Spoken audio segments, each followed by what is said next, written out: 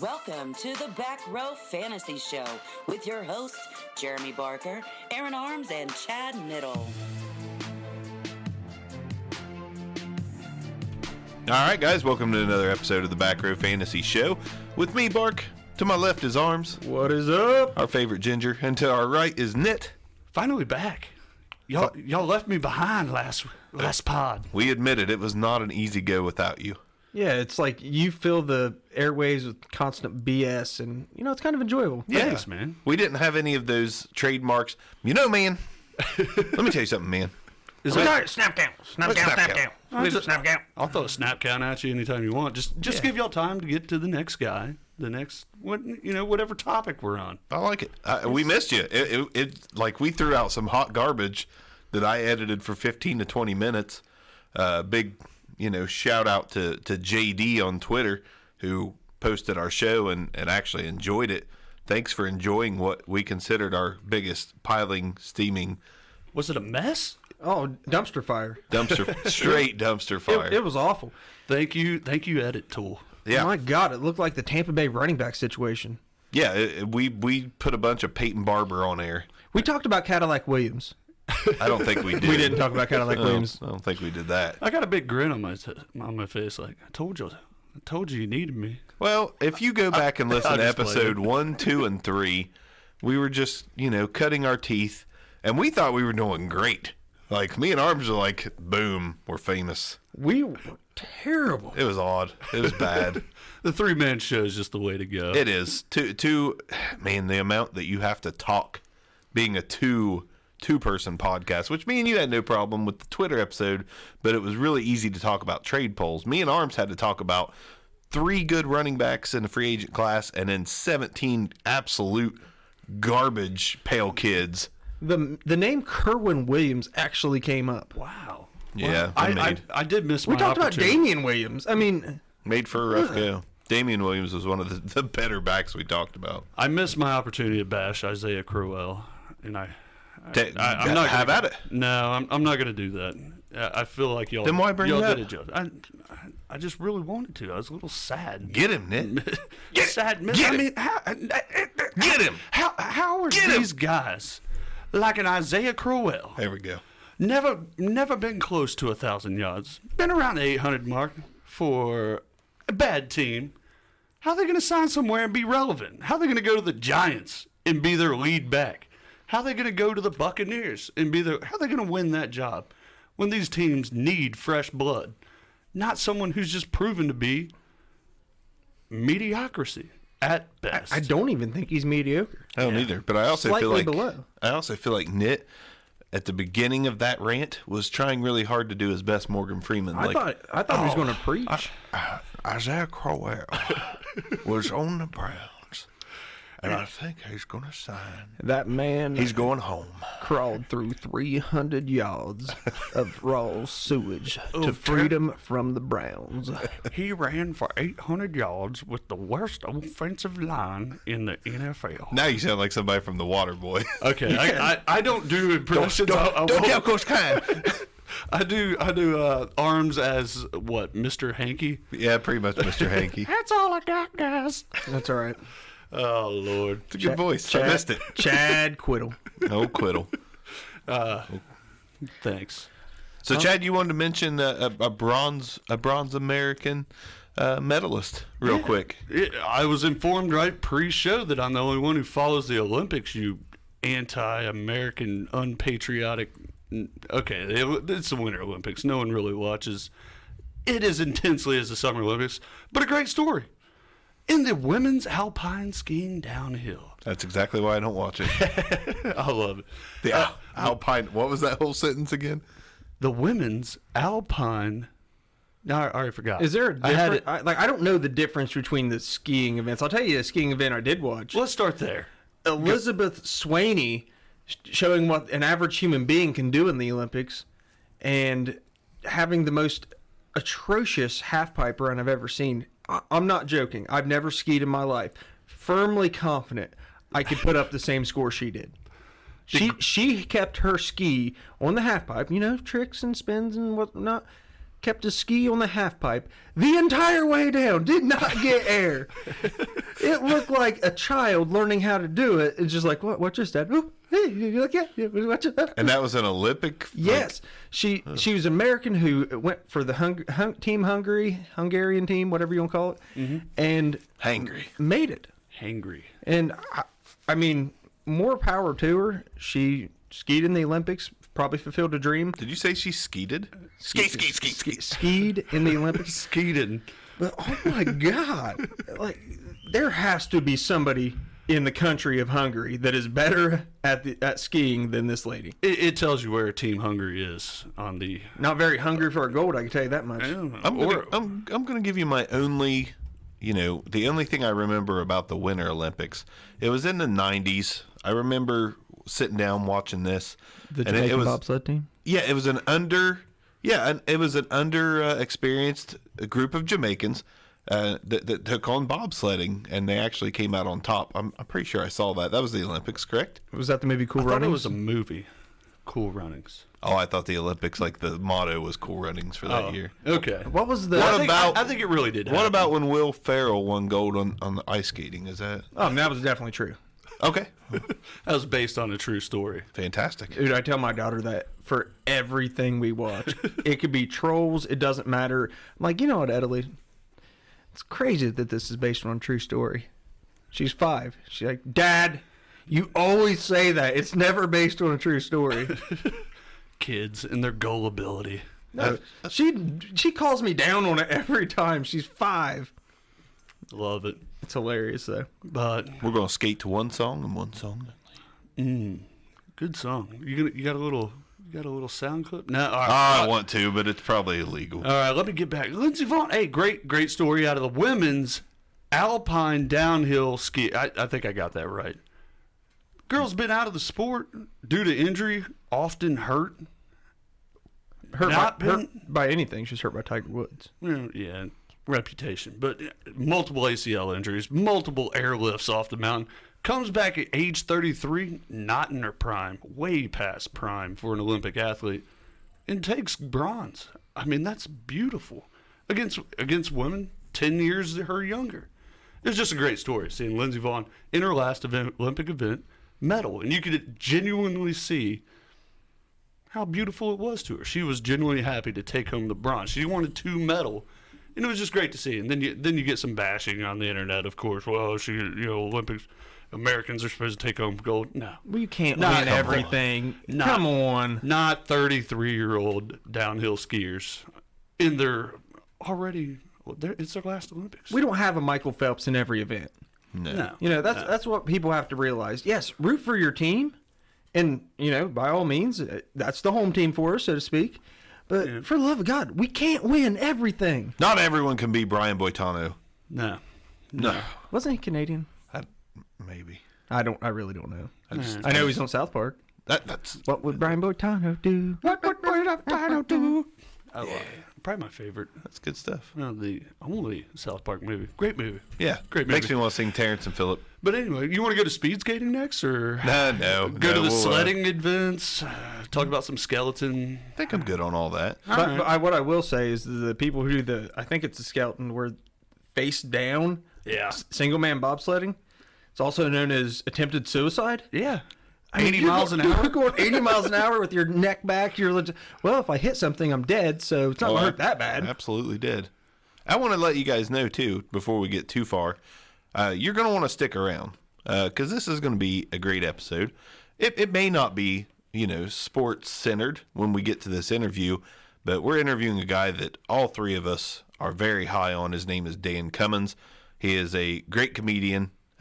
He's been on Comedy Central. He has been on Conan. He's touring in the next few months. He's touring the Flat Earth Tour. He's got albums on Spotify, everywhere else as well. You can go to dancummins.tv to check out his stuff. But we're going to have him on the show here in just a little bit, and we're extremely excited about it because we all three also listen to his podcast, which is called Timesuck. And it is, Arms, you go ahead and tell the folks what it is because you're a believer like me now, and I love hearing it. He's a suckhead. It is absolutely the best way to learn something on your drive to and from work. You know, once you tune out from fantasy football, after you listen to our episode on the way to and from work on Tuesday, Wednesday when we don't have another episode. By the way, you can listen to us twice, but tune into Timesuck. Yeah. You will be smarter because of it. It's brilliantly presented. He's very well spoken. You got to enjoy a little bit of profanity. I like it. No, I love it. I love the presentation, but he presents everything a way to where you're enthralled in how he speaks. And he'll throw in some BS, and it's hilarious because, like, yeah, in the history books don't want you to learn that, mostly because it's total crap. But, it's very entertaining, and you'll just pick a subject. I mean, my gosh, he's got 70-some different subjects that he's talked about, and they're great. And he also takes suggestions on the next subject to talk about. That's what I was going to say. The best part of the show is it's basically viewer content. He takes it, he researches it, he gives his take on it, takes you through a timeline on most of it, and just tells you every little detail, sometimes down to the minute. It's not joking. I'm a big punk rock guy, and I turned into, a big grunge guy. And I thought I knew, most that there was, most of the things there were out there to know about Kurt Cobain. I was wrong, man. Like, this guy's done episodes about Kurt Cobain, the Iceman, John Kuklinski. Sorry about that. He's done... the Irish Republican Army. Yeah. Most recently, David Koresh and the Branch Davidians. John Wayne Gacy. I mean, there's some interesting stuff. And he's very well read.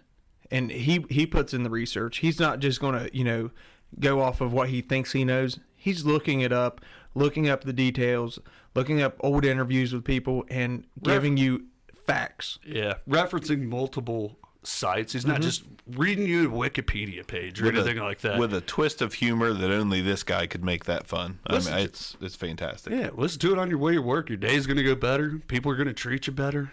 It's just going to be a good day. Doors will open. The heavens will open.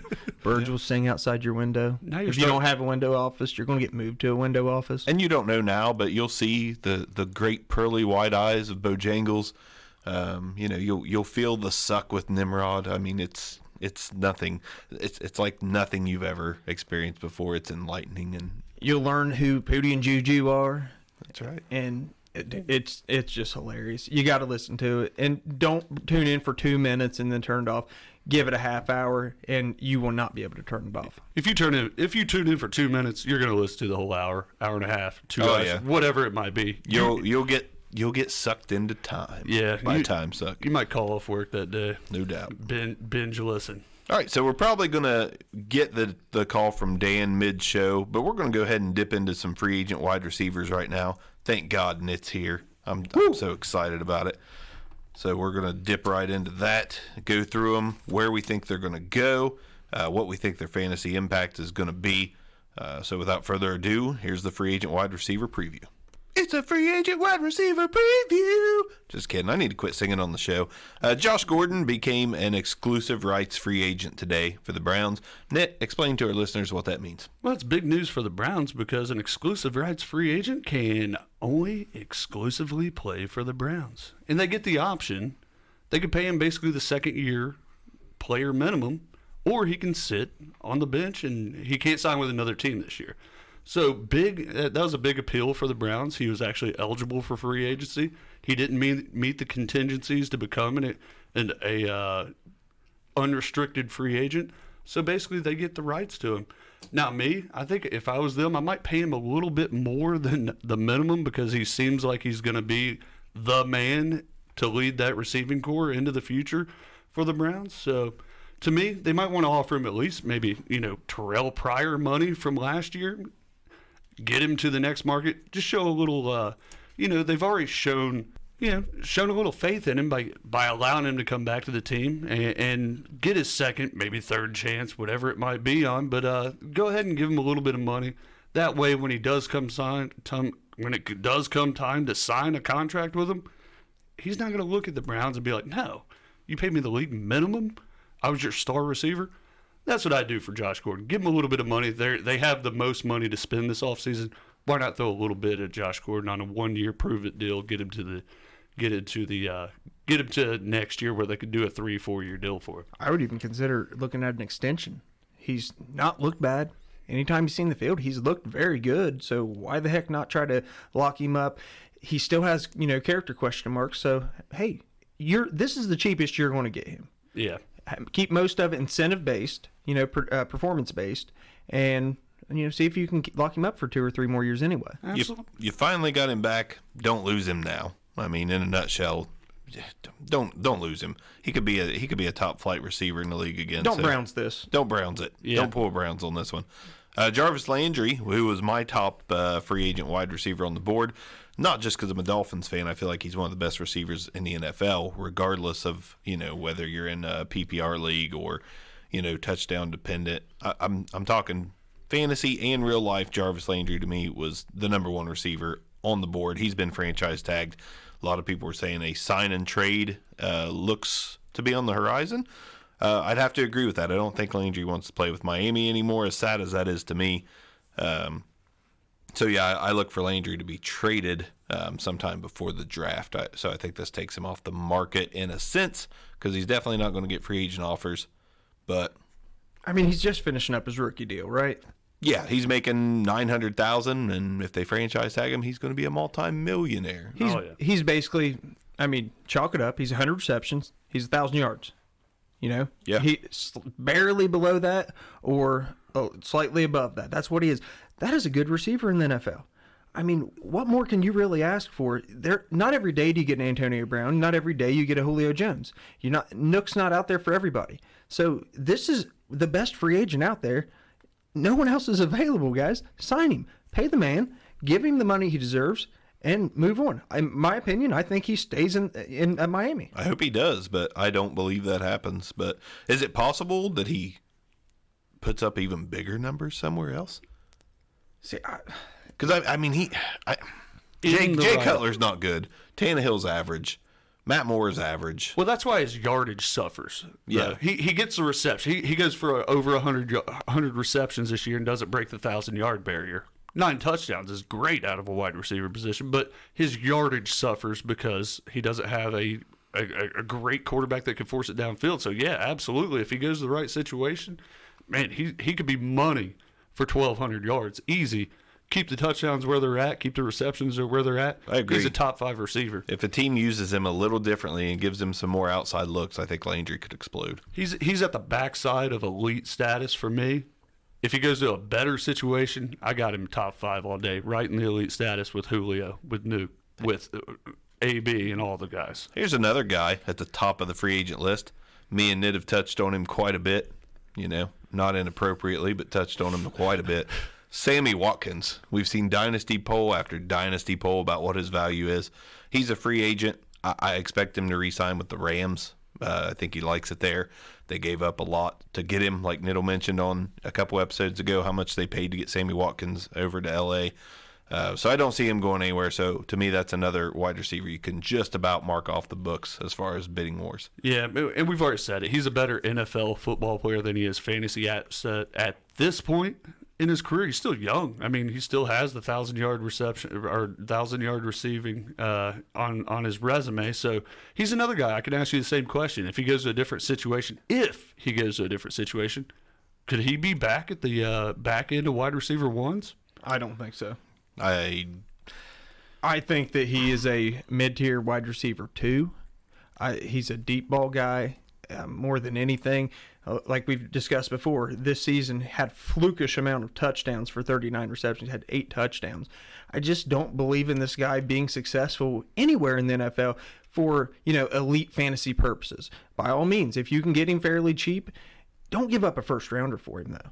I think if you got him in a scheme where you have to force feed him the ball, count Buffalo out. I don't think Buffalo was a situation where their number 1 receiver is getting force fed the ball. They've always been a weird kind of team when it comes to their number 1 wide receiver. But if Mitchell Trubisky is throwing this guy the rock in Chicago where there's not many other options, I mean, I think he could sneak back into back-end wide receiver 1 territory, but that's like the best case scenario for him is to go to a team where there's no other top options and he is the only guy. Maybe I the don't Niners. see it happening though. Those are the 2 teams I was going to say. It's got to be somewhere where it's a weak wide receiving core so that he can go out and win the number 1 position with an up and coming quarterback. And Arms, you hit the nail on the head. I was going to say, if he moves up the coast to San Fran, hey, that's a great situation with Jimmy G. I would consider him a very high-end wide receiver too. But that's in the best situation for me. To me, he's just going to be a wide receiver 3 unless the situation dictates an uptick in targets, an uptick in yardage. We already talked about the touchdown staying there. So very, very dependent on situation. Now, with that being said, he's only 24. But I honestly, guys, I just don't believe in Sammy Watkins' talent. You know, he's not DeAndre Hopkins to compare him to another Clemson receiver. I just don't believe that he's that good to where everyone's talking about, oh, man, but he's a free agent. He can pick his landing spot. Okay, tell me the good landing spot for him. Tell me. Chicago. Probably the Rams. Just stay maybe at home. Arizona. You might have mentioned that. You mentioned somebody with Fitzgerald. But what about the quarterback situation at some of these places? I mean, I like Trubisky, but we don't know what he's going to be yet. You know, Yeah. I like Jimmy G. He looks like, you know, I think San Fran's the most logical choice, but what's Arizona got? They don't have a quarterback. Not yet. Yeah, and it was Arizona that I said that would be a good spot for him professionally, maybe not fantasy-wise, because Larry Fitzgerald's he's already said he's coming back. He's going to get force-fed the ball, but Sammy Watkins can run a clean number 2 with Larry Fitzgerald in Arizona. But again, that's the opposite of what I just said. You know, there's already a defined wide receiving core and no quarterback. That's a bad situation for Sammy Watkins. I think he's quarterback dependent, essentially. Yeah. He needs a good quarterback because putting him on the Jets with no quarterback answer, you know, no anything with talent, so to speak. Yeah. And even if he is the man, the number 1 receiver, I just don't believe in that being the situation for him to be successful. All right, and next we're going to talk about Allen Robinson, who's next on the list, but that's going to have to wait a few minutes. We've got Dan Cummins on the line. All right, guys, we got Dan Cummins on the line, the great mind from Timesuck. And Dan, welcome to the show. Again, we didn't do this on, the recording, but we appreciate you taking the time to talk to us tonight a lot. Oh man, thank you, man. No, thanks for listening to Timesuck and reaching out to me and wanting me to be on your show. I appreciate it. Oh yeah. Well, as soon as you went live on Instagram, and I'm like, man, I've got to take this opportunity to see if I can get some of the suck on our show. Had to jump at it, but first, man, I gotta know. Go ahead. Yeah. No, you go ahead. I just gotta know, like, where did you come up with the idea for Timesuck? You know, it's funny. It came out of absolute failure. I had done a few podcasts before, several years ago, I guess. And one was called Making It Fearless. One was called Fired Up. And they were just, I don't know, Fired Up didn't have any structure, really. And Making It Fearless was kind of like the traditional stand-up comics podcast, where it's you and a couple other comics just talking, I don't know, just kind of having conversations. Just BSing back and forth. Either one of those really kind of took off. And then I was working at Playboy, didn't like the show I was doing really there, and wanted to do another podcast. And Did you just say Playboy? Yeah, I worked at Playboy for 2 years. What a terrible job. I feel so awful for It you. was the easiest job I have ever had, where it's like, I hosted a morning show. No, it was like a dream job for 20-year-old me. Just like hanging around with like Playboy models and doing that. But it also, I really do. I don't know. I guess I'm kind of an artsy kind of person. I like to have my mind engaged, and it was, it was the very, very fluff. Very much, you're not really encouraged to talk about anything of substance. So I was kind of equated to like whatever your favorite dessert is. It's great to have, every once in a while, but if you ate it every day for 2 years, odds are you're like, all right, man, I'm good on apple pie for a while. I need something with a little more substance. Or simply, I like men now.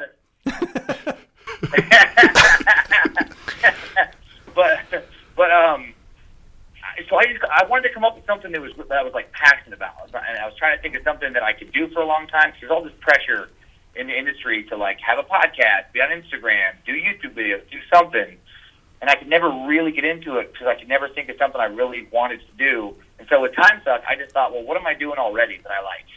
And basically, my procrastination thing has been just doing deep dives on the internet for years, where I should be writing the script or I should be working on the stand-up. And then instead, I just kind of take a break and just start learning about something I'm curious about. And just click from one article to another.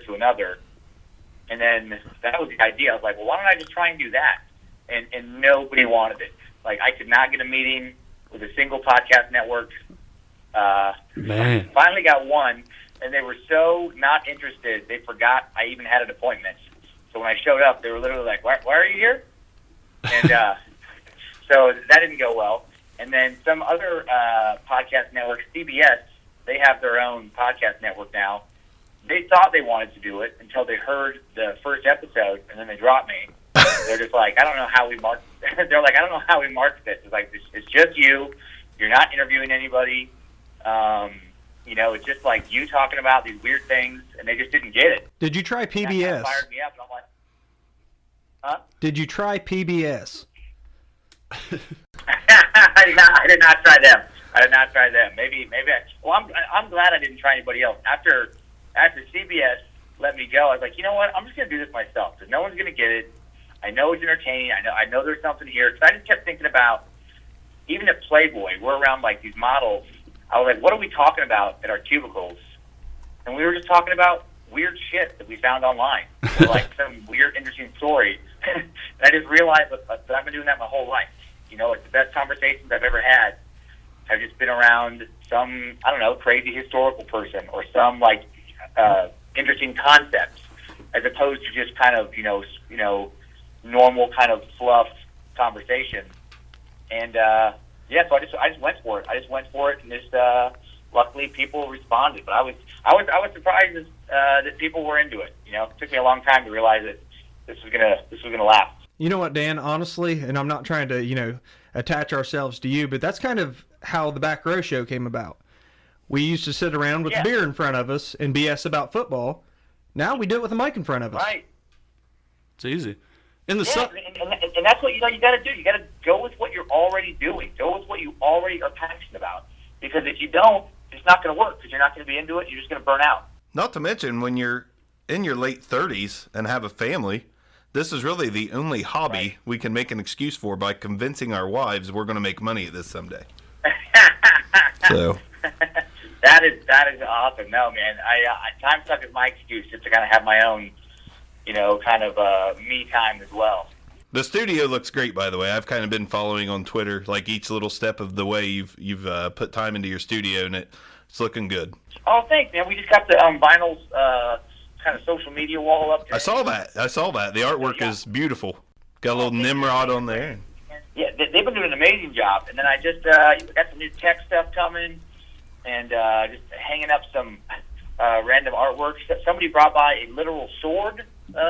Nice. So I hung that up. Bananas. A dude made a sword and brought it to the office. That's pretty awesome. The fans are crazy. I mean, I've already seen.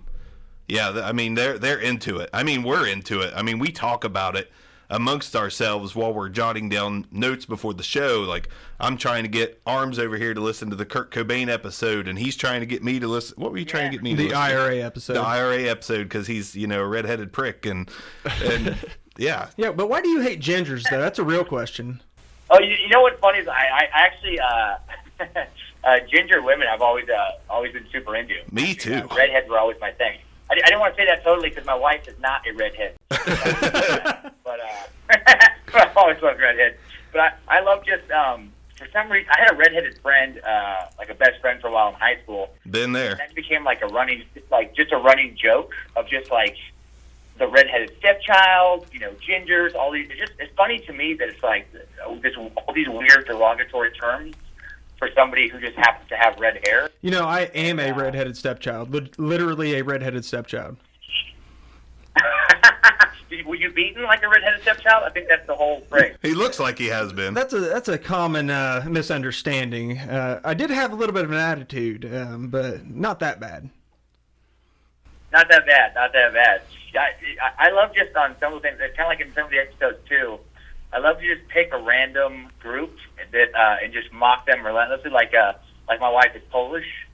Oh yeah. It does just crack me up. Like sometimes I just go off on Polish people, like to a preposterous degree. And part of me hopes that somebody turns off the podcast before I explain that I'm doing it because it's my wife. Uh-huh. They just walk away thinking that, like, I'm, pretty cool guy, pretty even-headed about most things, but I just fucking despise the Polish race. Like, it's just such a random thing to hate. But they do have so many syllables in their name. You're right. Difficult to pronounce. It is annoying. Yeah, a lot of ski. It ends in ski. It's like, I get the ski sound at the end, but why does it have to be like a lot of middle hello ski? It's like all these crazy consonants to get to ski. Like no name should be allowed to have 4 consonants in a row. I agree. And they should not all sound like they're from the movie Taken.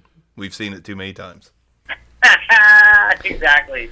I do love how a lot of action movies and like horror movies like Hostel and stuff over the years have just made our generation just think that Eastern Europeans are just the sketchiest fuckers on earth. It does seem that way. So tell us about how you came up with the viewer, like people. You're taking ideas from people who listen to Timesuck, and how are you incorporating their ideas? Are you just picking randomly, or do you target a certain amount? What's hot that week? What's trending, or what's going on there? I try to balance it. I mean, more than anything, honestly. And now it's like the fans have more control than ever because I've let people do the bonus topics. People just get to vote on those, but I do control like which 3 topics I offer up to be voted on. Yeah. But then now, 2 of the Monday topics every month are going to be determined by the space lizards or whatever. Because they actually get to vote through the app. So that's new, where they totally get to pick it. Very cool. But what I've been doing is like, if I get a lot of write-ins about one topic, then that'll push it kind of to the top of the list. And then also, I just try to make it varied. So if I do a serial killer one week, I'm not going to do that the next week. Or if I've done like how I picked this next week's topic is I realized I had done Branch Davidian, Ed Gein, and then, oh man, I'm trying to remember. There's so many topics, I can't remember the one before. But it was a bunch of crazy dudes in a row, essentially. Yeah, our part-time producer basically wanted me to ask you, what's up with all the serial killers? Is that just your topic? Those I try to space them out, but I end up putting a lot in there because I get more requests for those than any other topic by far. But that's why I don't try to do like there's a chunk of the fan base that would just love it if all I did was serial killers. Yeah. But I try to like space it out and like if I do a couple wacky dudes in a row, like Aleister Crowley was. Somebody had prepared research on that for me to dive into, and I was going to do that, but then I was like, no, I can't do that, because then it would be Ed Gein, David Koresh, and Aleister Crowley, like 3 creepy white dudes in a row. so I tried to break it up, and I'm doing Tupac and Biggie. Like their crazy kind of beef they had, their feud, and how they both died so young in a hail of bullets.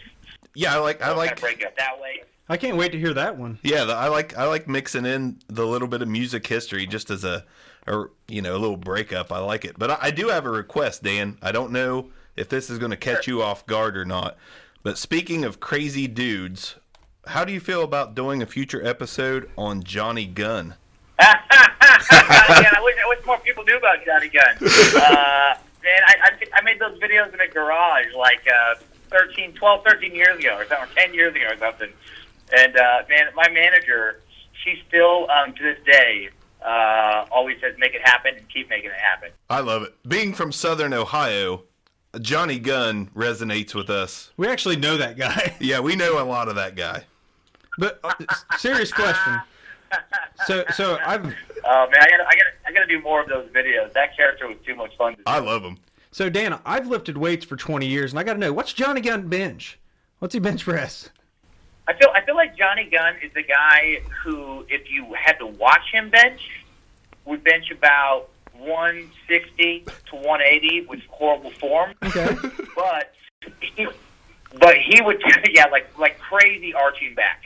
But he would tell you, on a good day 405, on a bad day 385. You're just those would be the numbers. I think I've lifted with that guy. Yeah, his name's me. Yeah. He always has like a tight shoulder, or strained something. That's the reason he can't lift that much today. And when he talks about his 1 rep max, like all time, it's always off the charts. It's like, Yeah. It's like he did, 515, but that was a couple years ago before he had some rotator cuff issues. He's been rehabbing it. Is he now just curls for the girls? Oh yeah. No, I feel like 80% of Johnny Gunn's workout is just barbell curl. Really focused on the curl.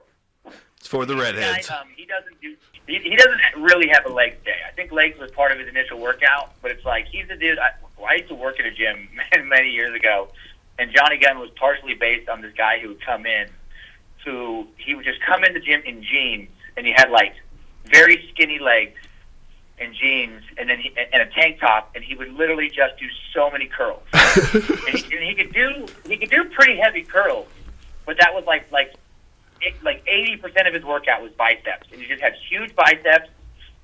The rest of his upper body just kind of thin, and then like the legs of a man who had, can barely do a lunge with his own body weight. So it is Chad Niddle. It's sounds like Obama legs. So now I've got a serious question for you. So Yeah. do you want to be the Secretary of Education? Because I think you could What do do I the think job. about it? Oh, heck yeah. You could be the Secretary of Education. Just you record whatever needs to be taught in history class and put that out to the schools. You know what's funny is I do think about, I don't know, I may do a cleaner version of Timesuck someday, I would still do Timesuck the way I do it, but do like a secondary thing that is no profanity, just so I can get it into the school. Like, 'cause I have had teachers say that they would love to play it for their classrooms, but obviously I can't be talking about a limp serial stick, in the 8th grade history, whatever. But I do think it's a bummer the way our school system is that, I remember my teachers talking about history, and it was fucking boring. It was super, super boring. Oh, yeah. The way they would present it. It would be fascinating information and the most painful presentation ever. And it is a bummer that people get so worried about, an F-bomb here, an F-bomb there, or a little bit of too much truth here. Where it's like, if we actually did it in a more raw way that relates to, younger people, and I think more people in general, people would learn more. They'd pay attention. But right, exactly. But you get these people. It kills me. Every once in a while, I get these emails of like, well, why do you have to curse though? Why do you have to filth it up, kind of thing? And it's like, dude, are you fucking 9 years old, baby? No, you can't. You're offended by a word, by an F-bomb, you child. I said, how did they get through the first 2 minutes of your show to find out they would be offended by everything else you said? Oh, right, exactly.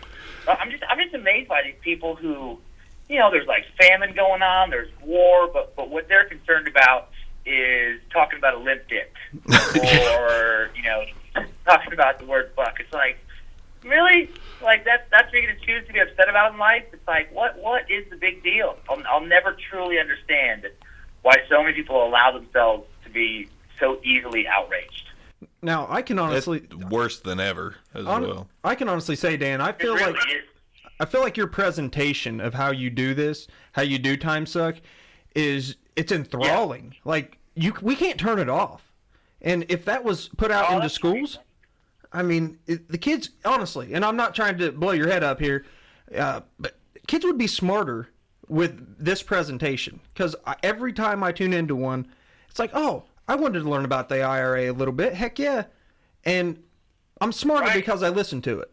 Oh, thanks, man. That makes me feel good. It's like, I just felt like, part of the inspiration to do it, too, was I was listening to these academic type podcasts before I did Timesuck, and they came across so pretentious.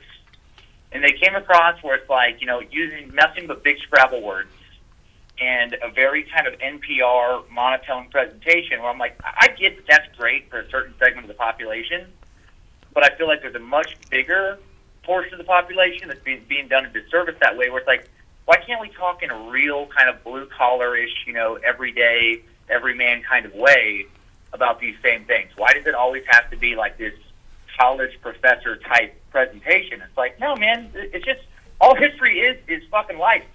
Yeah. Just real people like us, that went through some crazy shit.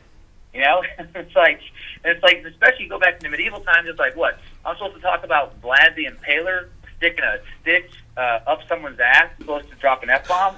That's Third, man, history was bloody and brutal. Let's talk about it in a real way. Yeah, and not to mention when we sit around in an office setting or, you know, just a personal setting or a bar with our friends, we don't talk about today's events like in that NPR setting. We don't say, yes, Donald Trump today had a cue card where he read little simple things. Like we cuss about it and we get excited about it and we debate about it, and it makes it much more interesting.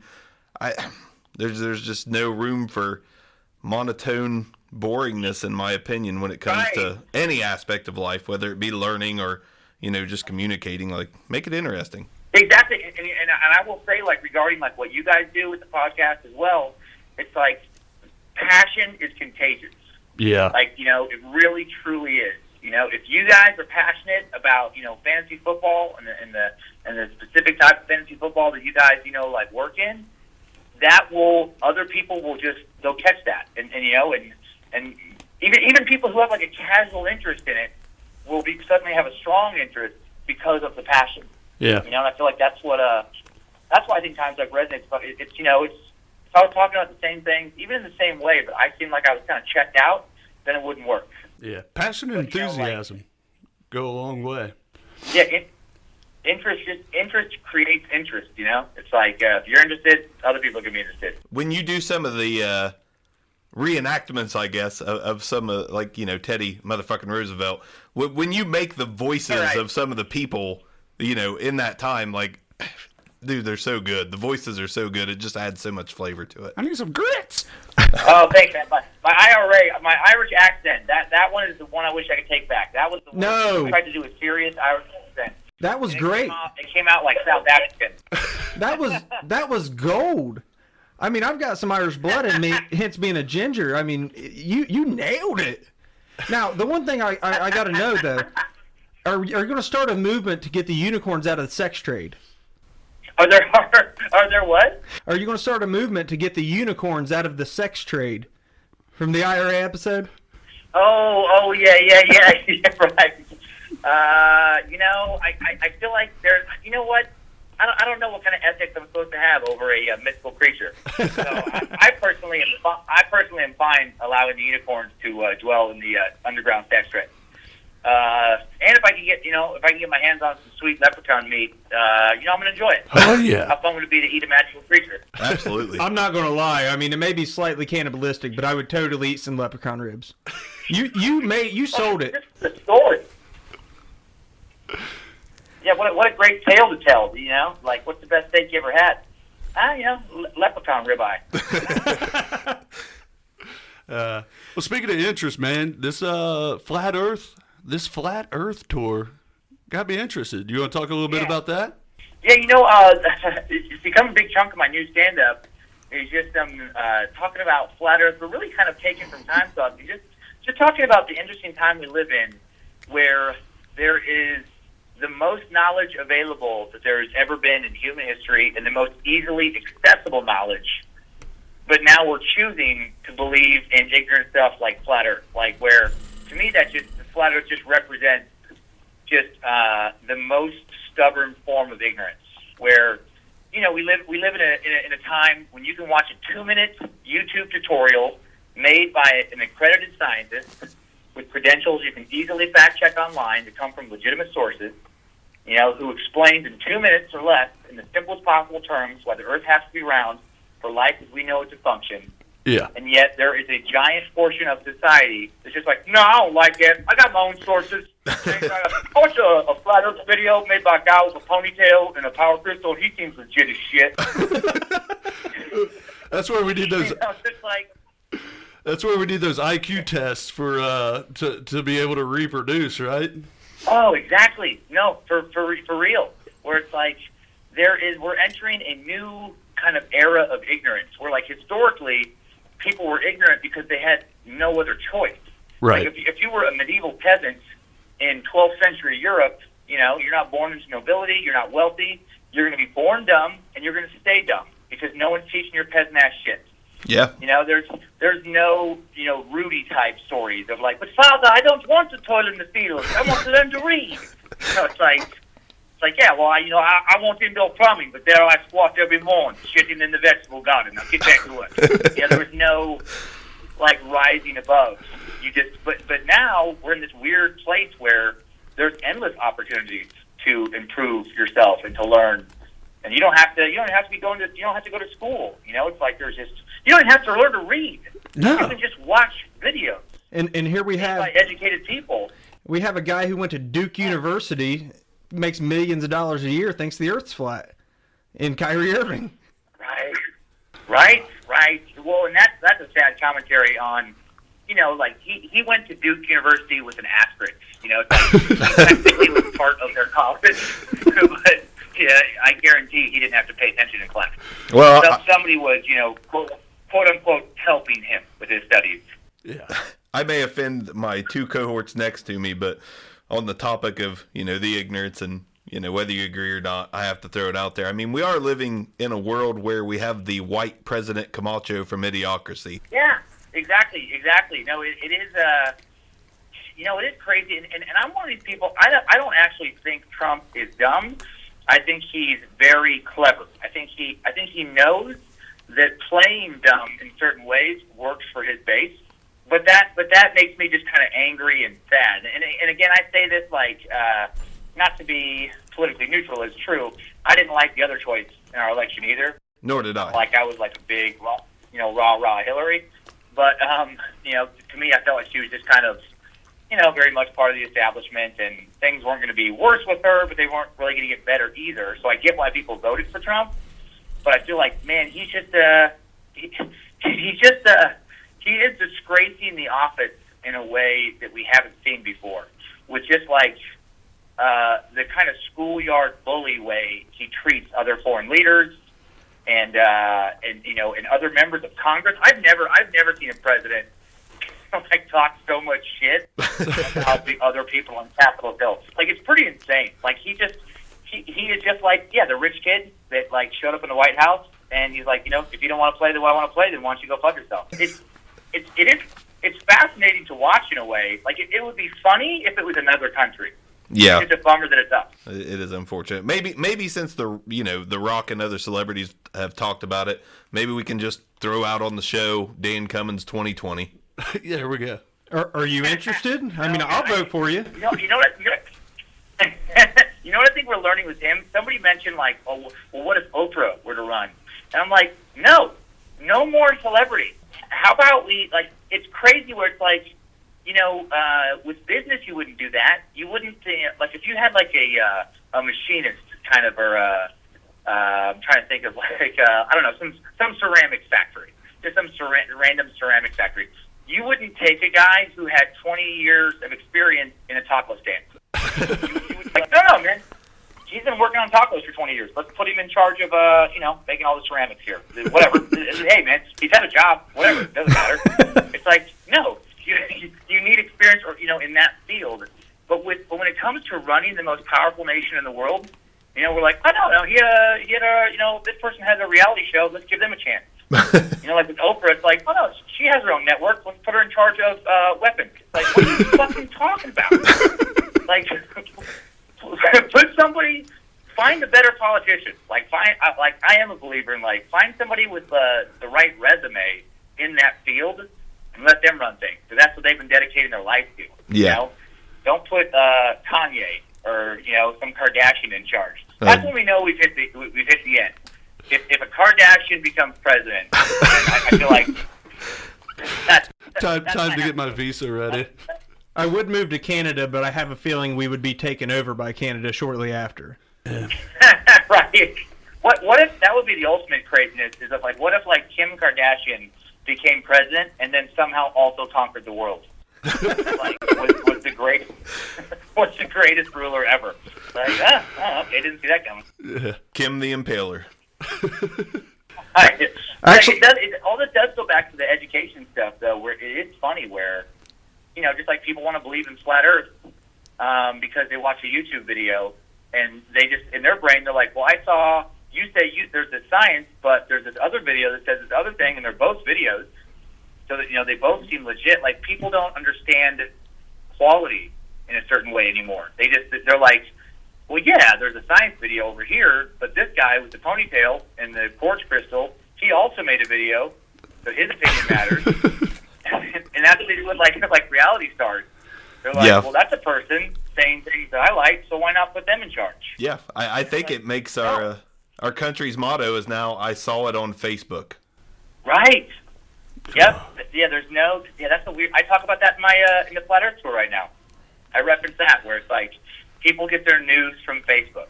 That is terrifying. Like, we're your aunt who never left the house. She's been an adult for 25 years and still lives at home, still calls mom, mommy. She's one of the dumbest people you've ever met. But on Facebook, she's an important investigative journalist.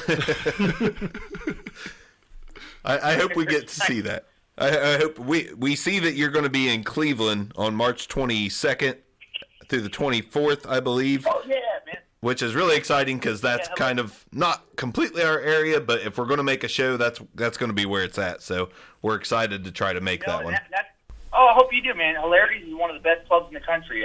The guy that runs it, this old, I would say old, but this older Greek guy named Nick, and he's one of those personalities, like, he's like the mayor. Like, everybody knows Nick. He owns the place, he runs the place, but he'll also, like, come and stop by people's tables and see how their meal is. And it's just, like, old school in the best ways. And that is, that's quickly become one of my favorite clubs in the country. Yeah, Hilarities has a reputation amongst comics for just being one of the best clubs out there. Very cool. That's awesome. I think we got to go now. Yeah, I'll be halfway there. I'll be in Columbus that week. The bad side is there is a lot of Polish subhumans living around there. You gotta be careful. You got to lock your car. You got to avoid eye contact, and don't have too many drinks at the bar. You could get one of those Polish freaks pregnant and have some kind of monster of a child. That's the negatives. So, Dan, by chance, do you play fantasy football? I haven't had that much time this last year. I played 2 leagues this last year, but I didn't do the kind of league that you guys do, where the defensive players have individual points. You looked us up. Standard PPR. Yeah, I just did standard PPR format in both leagues. I was a commissioner of one family league, but it was kind of a joke. Like, I'd say a third of the family just didn't pay attention. They drafted and then just went on autopilot for the whole year. Oh, call us up. We'll be your fill-in owners next year. Perfect. I do like it. I was mad. I made it to the championship game in both my leagues this last year, and I was so pissed off. Todd Gurley just hammered me in both games. He put up like 44 points or some nonsense. Yeah, same thing happened to me, and I lost the title game to our league's version of the Patriots, the evil one, and he beat my ass with Gurley. Man, Gurley, man, he just went on fire the last 3-4 weeks.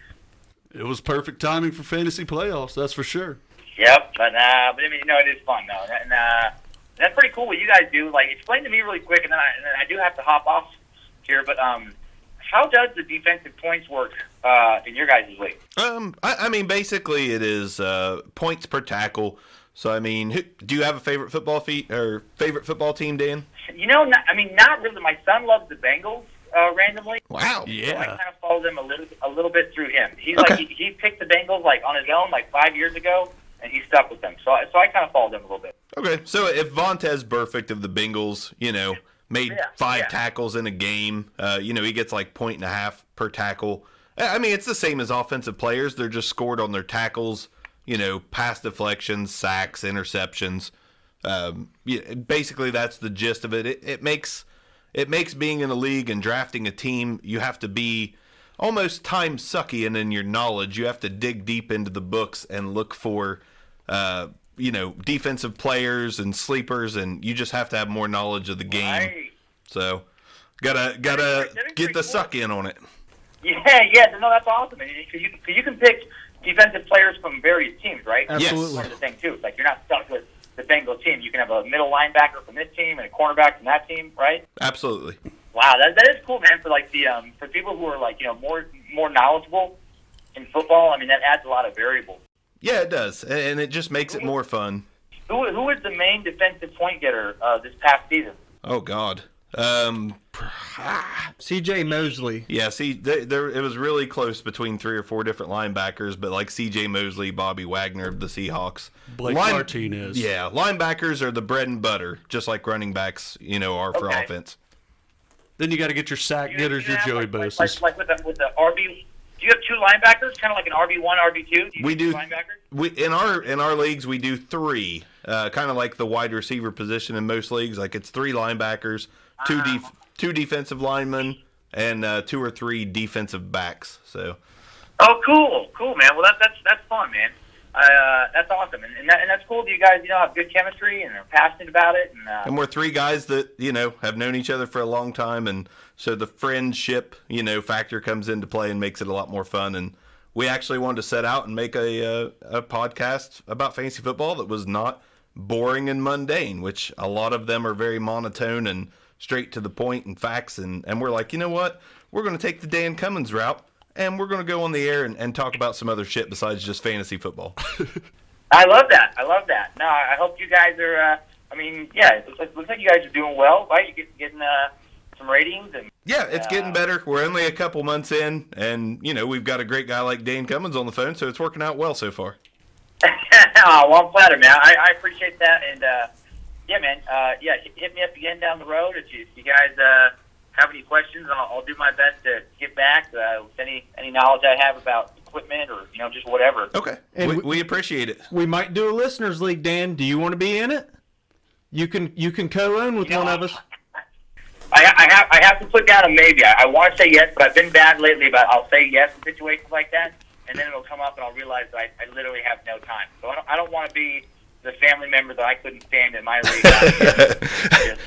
Just be checked out. So I'll have to see once you hit me up when you get close to draft time, and I'll see how organized my kind of life is. If it's chaos or not. Sounds great. Well, we appreciate you taking the time tonight and talking to us a little bit. It's been great chatting with you. And again, appreciate it. We'll keep listening to the show, and we'll spread the suck for you the most that we can. Thanks for coming on, Dan. We highly, highly appreciate it. Oh, thank you guys so much, man. I really appreciate you guys taking the time to have me on. Hey, love it. Our pleasure. Thanks, Dan. All right, have a good night. Thank you. You too. All right, that was Dan Cummins of the Timesuck podcast and various stand-up comedy specials. You can also go to Spotify, check out his albums. They're really great. Everything he's done is solid work. Funny guy, and we appreciate him coming on the show. Don't forget to jump on dancummins.tv. Check out the Flat Earth Tour, man. It's probably coming somewhere near you. Go check it out. Go check him out live. Definitely going to be worth watching in person. Yeah. If anybody wants to hang out with us in Cleveland, we're probably going to make a go and try to attempt being there because that's a nice dude. I mean, that guy came on to this small show, talked a little bit. It's a big deal. Dan Cummins is a great personality, a great comic, and we thank him again. So we're going to dive back into the wide receivers. Jump in. We were on Allen Robinson there, who I had fully expected to hit the market, but it looks like Jacksonville really wants to bring him back. I actually don't think that's the right decision. I think they're going to have to pay the man, and I think after seeing a little bit of D.D. Westbrook and Keelan Cole, and I think Marquise Lee will be a little cheaper. I think they should bring back Lee and roll with Cole and D.D. personally. That's where I'm at, too. I mean, I got Allen Robinson going to a team we already mentioned, the Bears. I mean, he'd be the perfect fit there, a big body target who's already proved that he could put up a monstrous year, the 1,400-yard year. That's my best place for him. I think he should go explore other options with other quarterbacks. See, my best fit for Allen Robinson is the replacement for Dez Bryant. They think they maybe want to move on in Dallas. He is Dez Bryant. I mean, maybe coming out of in the draft, they didn't view him that way, but the production, I think he's put up, he's only had really one good year, but it's better than Dez's best year, 1,400 yards and 14 touchdowns. Battled a little bit of injury bug and also battled a bad Blake Bortles. I mean, prior to this year, Blake Bortles was not a good quarterback. He was a garbage time quarterback, and that's where Allen Robinson got a lot of his yardage and a lot of his targets was in garbage time. But that said, he's still going to produce if the ball's thrown his way. Absolutely. Yeah, I like the Dallas. I mean, I've seen snippets of that, in the news that Dallas would be a good fit, and I agree. It'd be a perfect fit. I mean, if they move on from Dez Bryant. Ultimately, I hope that's where he goes. I'd like to see him play with a Dak Prescott over a Blake Bortles, but I think he would be, even if they did keep Dez, to put two receivers like that, two great possession receivers, on the field at the same time. I mean, my gosh, you still got Cole Beasley working underneath. Hey, this sounds like a really good receiving core, and of course, Zeke out of the back. Exactly. You can't focus solely on the pass because you got to worry about stopping Zeke. If he goes to a place like that, expect a big bounce back year for Allen Robinson. Absolutely. And since we touched on him a little bit, the next ranked guy on that free agent wide receiver list is Marquise Lee. I said that Jacksonville should bring him back over Allen Robinson just because he's cheaper, and they've got two young guys that are ready to roll, in my opinion. But it looks like they're probably going to let Marquise Lee go. I think he can be a big-time receiver. I hate to keep mentioning the Bears, but their receiving core is just needy. Yeah, it's so depleted. Like, I think that they're going to go after all these guys just hoping to land one. But ultimately, I think Marquise Lee, I'm going to call it, I think he's going to go to Green Bay. Green Bay. I like it. And he's kind of that – he's a great receiver to fill that Swiss Army knife role. He's not a huge just possession receiver. He's not undersized there at the wide receiver position. Just a 6-footer, 200 pounds, gets the ball thrown his way. He catches it and converts it into yardage. Also shown that he can get in the end zone a little bit more. That's been his knock early on. He can't find the end zone, but he can find the receptions, a little bit of the yardage. So Green Bay would be a great landing spot. He'll be definitely an interesting one if he ends up with a very good quarterback. That's if he does go to Green Bay and he, there's question marks at the number 2 and 3 receiver spot in Green Bay. If he slides into a 2, maybe in the number 3 role and earn some trust, man, he could really have a breakout year. Now, when I say breakout year, I'm thinking 1,000 yards, 5-6 touchdowns. I don't fully expect Marquise Lee to hit 1,500 yards and 18 touchdowns at any point in his career, but he's a talented guy. There's no doubt about it. Absolutely. I view him as he's a wide receiver 2 on an NFL team. He's just going to be the second running mate on most teams, and he's also top end wide receiver 2 in fantasy leagues. He's that perfect guy to pair with even a Doug Baldwin. Someone else we're going to talk about is Paul Richardson possibly departing. Marquise Lee would be a great pickup for Seattle and kind of revamp that offense. I would give Russell Wilson another target other than Doug Baldwin. I'd rather have him than Sammy Watkins. Absolutely.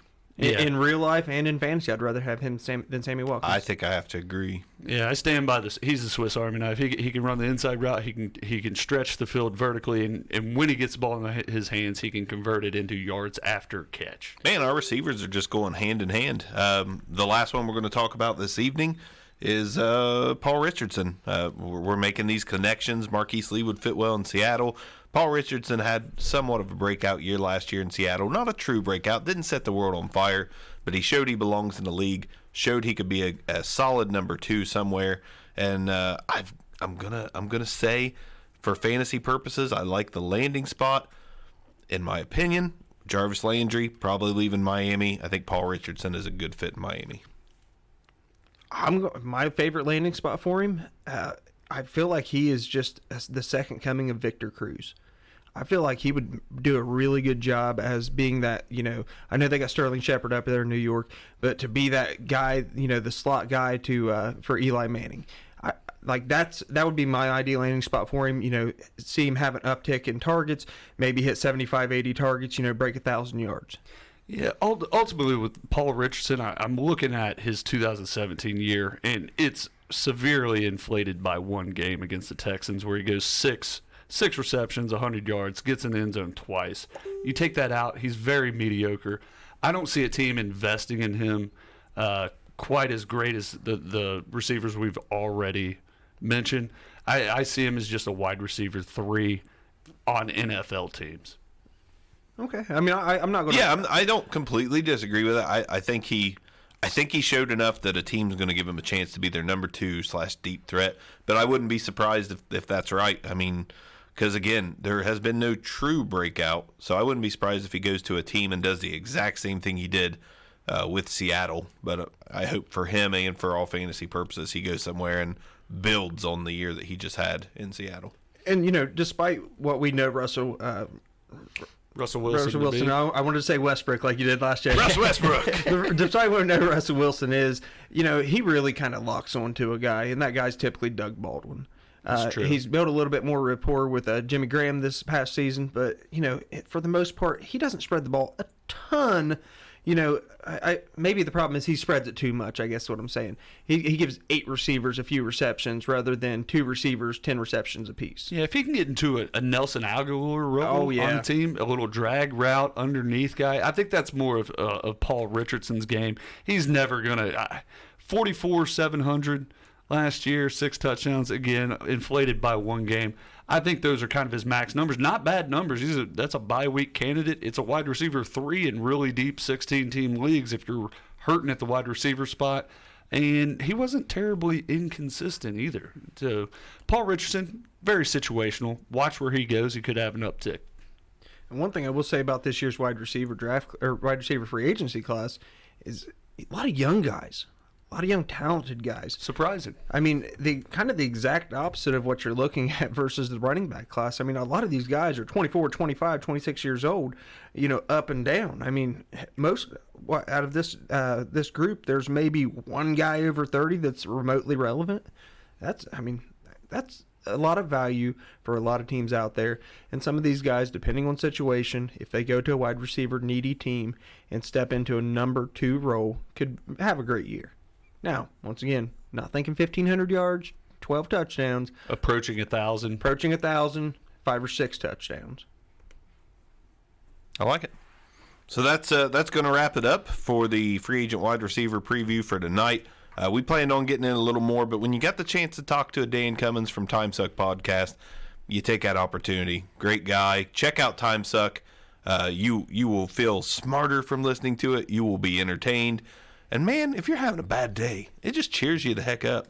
It just cheers you the fuck up. I have to add explicit to this episode anyways. So go get cheered the fuck up by Dan and enjoy his show along with ours. Absolutely. If you like Dan Cummins, we're about the closest thing in fantasy football land that you're going to get to him. Without all the, the expletives. But we're trying to keep it as clean as we can. But it might slip every now and again. Yeah, it's going to happen a little bit, but we actually ran a poll on Twitter asking what everyone preferred, explicit or clean, and it was kind of explicit. It was overwhelmingly explicit. But some of the fans we've already garnered and some of the listeners we already have, kind of mentioned that they like it clean. And you know what? You guys came to us first, so we're going to keep it clean. But we may slip a little bit here and there, just like Dan does on Timesuck. Pre-apologizing. Yeah, pre-apologizing. We're sorry for future episodes where we may curse a little bit. Ladies and gentlemen, where can we be found? We can be found at backrowfantasyshow.com. Available on the Twitter at The Back Row Show. Absolutely. Instagram, just search Back Row Show. Tumblr, we added Tumblr to the account. America's #1 social media site for pornography. We're on there now, so look up the Back Row Show on Tumblr. And also on the old reliable, your grandparents and mine, the Facebook. iTunes, Google Play, everywhere you can download a podcast and listen to it. Absolutely. We appreciate you guys listening. Hope you enjoyed the interview with Dan. Check him out everywhere you can. Lots of YouTube videos, lots of ways to hear his comedy. And again, we send our thank you to you. And once again, you will be smarter for listening to Timesuck. Absolutely. Take our word for it. Check out, just pick a topic, go in there, look. You'll see something that you're interested in. I guarantee it. Listen to that episode, and you'll be hooked. And again, thank you guys. We'll hit you up with more free agent wide receivers here within a couple days. Be sure to listen, rate, and review. And we all appreciate it. And subscribe. We all appreciate it. We'll see you guys later. Good night. See ya. This concludes another episode of the Back Row Fantasy Show. Thanks for listening, and be sure to give us a review.